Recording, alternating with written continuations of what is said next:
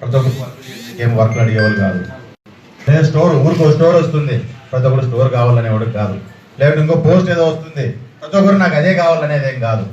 ఇవన్నీ కాకోకుండా మనకు కనపడనివి, తెలియనివి, అతి చిన్న సమస్యలు కూడా గ్రామాల్లో వాటిలో చాలా వరకు ఉన్నాయి. ఆ సమస్యల్ని మనం అడ్రస్ చేసే పరిస్థితి మనకు అందరికీ ఉండాలా.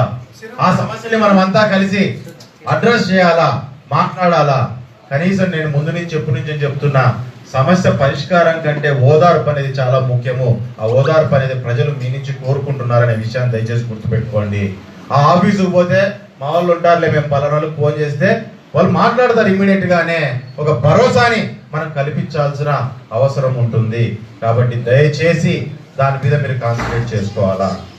దాంట్లో ఇందాక అన్న కూడా చెప్తా అన్నారు మాకు నియోజకవర్గానికి పదవులు అని. ఈరోజు నేను ఒక విషయాన్ని అందరం సమక్షంలో చెప్తున్నా. ఎందుకంటే చాలా మంది అన్న గతంలో చాలాసార్లు నాకు కూడా చెప్పినాడు, ఆయన కూడా ఏం పదవి అంటే ఏం లేనా దాని గురించి ఎందుకు ఆలోచన చేస్తామని. నియోజకవర్గంలో కూడా చాలా మంది బాధపడతా, ఇక్కడ ఉన్న వాళ్ళు చాలా మంది కూడా మనకి ఏం లేదా, ఏం పరిస్థితి అని చెప్పి అడిగినారు. కానీ ఈరోజు నేను అందరూ సమక్షంగా చెప్తున్నా, నేను పదవులు అడగలేదు. చంద్రబాబు నాయుడు గారిని సీటు మారుతుంది అన్నప్పుడు ఆ రోజు ఏ మాట చంద్రబాబు నాయుడు గురించి చెప్పినానో ఈ రోజు అదే మాట మీదే ఉన్నా. ఏ మాట అంటే, నాకు మా కార్యకర్తలను కాపాడుకునే బలం ఇవ్వండి సార్, నాకు పదవులు వద్దని ఆ రోజు చెప్పొచ్చింది.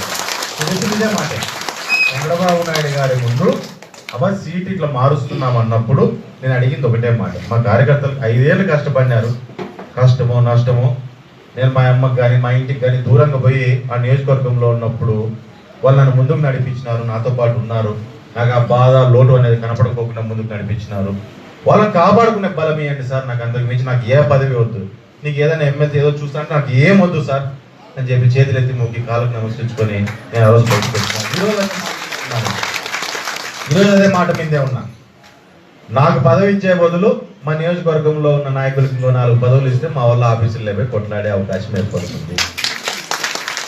మా నియోజకవర్గంలో ఉన్న, ఎందుకంటే మనకి ఎమ్మెల్యే లేదు కాబట్టి నియోజకవర్గంలో మా నాయకులకు 4 పదవులు ఎక్కువ వస్తే ఈ నియోజకవర్గంలో ఆఫీసులు లేకపోయి కూర్చొని మాట్లాడి ఏదన్నా 10 మందికి పనులు చేయించే బలం అనేది ఏర్పడుతుంది అనేది. ఇది ఎక్కడైనా చెప్తాను, ఏ నియోజకవర్గమైనా సరే ఒకటి మీద నడవదు.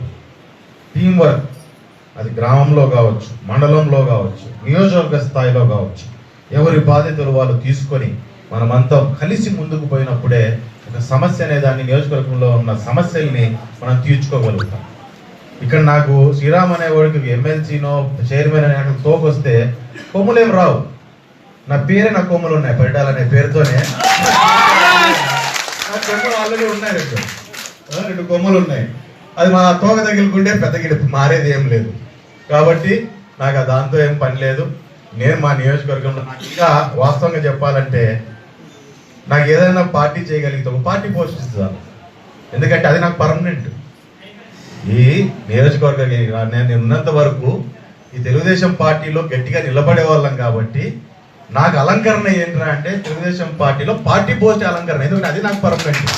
2 ఏళ్ళకి, సంవత్సరానికి, లేదంటే 5 ఏళ్ళకో ఉండే ఈ వెనకలు వచ్చే తోకల కంటే నాకు పార్టీ పదవే పెద్ద అలంకారం అనే విషయాన్ని కూడా నేను తెలియజేస్తున్నాను. నాకన్నా నియోజకవర్గంలో ఉన్న నాయకులకు ఇంకో 4 పదవులు వస్తే నాకు ఇంకా మంచి జరుగుతుంది. ఎందుకంటే నాకు కాదు, నియోజకవర్గంలోని ప్రజలకు ఇంకా మంచి జరుగుతుంది. ప్రజలకు చేరువయ్యే పరిస్థితి ఏర్పడుతుంది.